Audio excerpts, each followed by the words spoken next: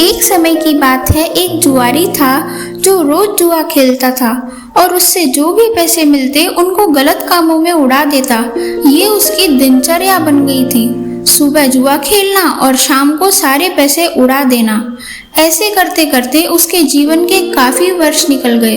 अत्यधिक मदिरा पान करने के कारण उसका शरीर कमजोर और बीमार हो गया था, पर फिर भी वह अपनी बुरी आदतों से बाज नहीं आ रहा था। एक दिन वह शाम को नाच गाना देखने के लिए जा रहा था और वहां की स्त्रियों को देने के लिए ढेर सारे आभूषण, पैसे, गजरा इत्र आदि लेके जा रहा था। पर अब उसका शरीर नष्ट प्राय हो चुका था।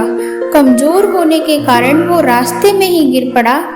पर जहां भी वो गिरा था उसके सामने ही एक शिव मंदिर था। जुआरी को अब अपना अंत नजर आने लगा। उसे पता था कि अब वो और नहीं जी पाएगा। उसने अपने चारों ओर नजरें घुमाई तो शिव मंदिर देखा। उसको अंत समय में सद्बुद्धि आ गई। वो जो भी सामान स्त्रियों के लिए लाया था वो सारा सामान चुन चुन कर समेटा और जैसे तैसे सरकता हुआ शिव मंदिर तक पहुंचा।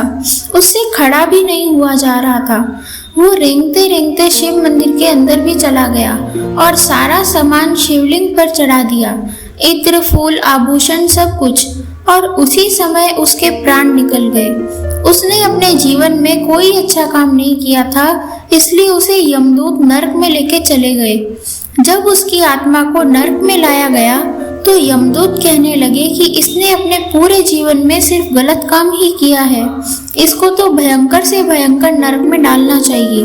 चित्रगुप्त बोले कि इसके पापों की तो गिनती नहीं है और उनके फल के अनुसार इसे कई वर्षों तक नरक यातनाएं मिलेगी। पर अभी अभी इसने मरते समय एक पुण्य का काम किया है। इसने अपने अंत समय में अपना सारा धन, आभूषण और अन्य सामान शिवजी पर चढ़ा दिया था, जिसके फल के अनुसार इसे 3 घड़ी के लिए इंद्र बनाया जाएगा।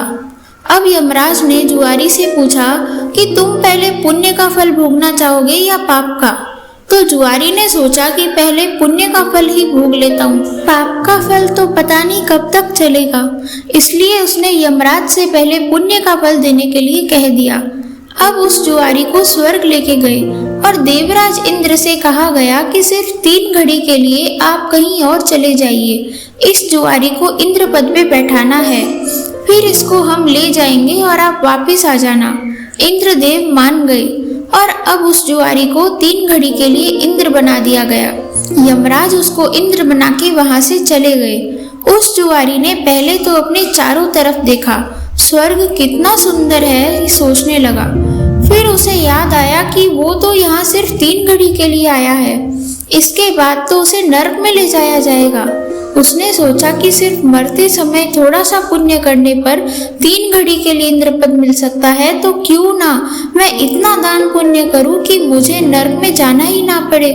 ऐसा सोचकर उस जुआरी ने सप्त ऋषियों को बुलाया और स्वर्ग की सारी चीजों का दान करना शुरू कर दिया। कामधेनु गाय, ऐरावत हाथी, उच्चैश्रवा घोड़ा, कल्प वृक्ष और न जाने स्वर्ग की कितनी अनमोल चीजें उसने सप्त ऋषियों को दान कर दी।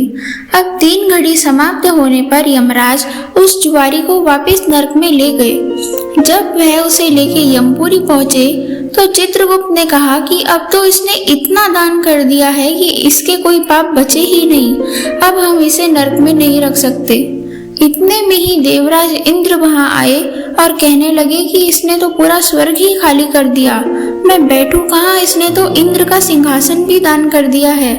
धर्मराज बोले कि इसने जो भी वस्तुएं दान की है उन सब का आप थोड़ा कुछ मोल देकर वापस खरीद लो। सप्त ऋषि उदार हृदय वाले हैं, वो आपको सारी चीजें वापस दे देंगे।